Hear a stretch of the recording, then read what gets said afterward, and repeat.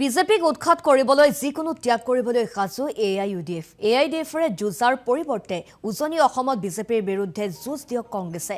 বিৰোধী মহাজোঁটে কেৱল ২২টা সমষ্টিত লাগি নাথাকি উজনি অসমত মনোনিৱেশ কৰিবলৈ আহ্বান এআইইউডিএফৰ। বিৰোধী অতি কমেও ৪০ৰ পৰা ৪৫খন আসনত উজনিৰ পৰা জিকি আহিলেহে অসমত বিজেপি বিৰোধী এখন চৰকাৰ গঠন কৰাটো সম্ভৱ হ'ব। মিত্ৰতাত নাথাকিলেও সৰ্বত্ৰ প্ৰকাৰে বিৰোধী মিত্ৰজোঁটত সহায় কৰিবলৈ সাজু এআইইউডিএফ।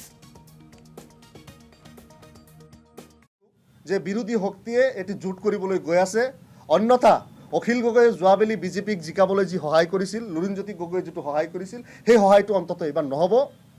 আমি এআইইউডিএফ দল বিজেপিৰ বিৰুদ্ধে এটা দল হিচাপে, বিজেপি বিৰোধী দল হিচাপে যিখিনি কৰিব লাগে আমি আমাৰ সীমাবদ্ধতাৰ ভিতৰত থাকি সেইখিনি কৰিম। আমি মিত্ৰতাত মহাজোঁটত নাথাকিও আমি সকলো ধৰণৰ মিত্ৰতা মহাজোঁটৰ ধৰ্ম পালন কৰিম। আপোনালোকক প্ৰমিছ দিছোঁ।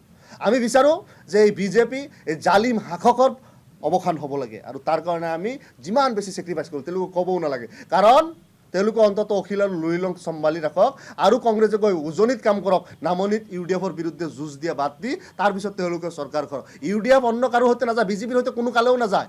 বিজেপি চৰকাৰ গঠনৰ কাৰণে ইউডিএফে যিমান ত্যাগ কৰিব লাগে নিশ্চিতভাৱে কৰিব। তেওঁলোকে উজনি অসমত যিটো মুখ্যমন্ত্ৰী হিমন্ত বিশ্ব শৰ্মাই প্ৰকাশ্য কৈ আছে যে এই ২২টা সমষ্টিত আমাৰ খেল নাই, আমাৰ বাকী ১০৪টাত খেল।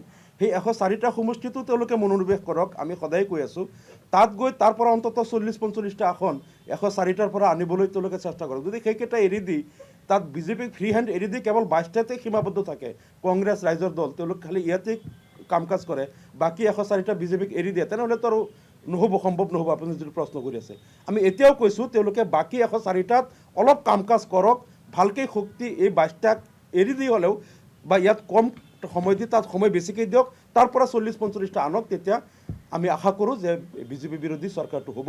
আৰু আমি যিটো আন্তৰিকতাৰে বিচাৰি আছোঁ, আমাক এতিয়া আমাৰ মিত্ৰতাত তেওঁলোকে লোৱা নাই বা কৈ আছে নালাগেও।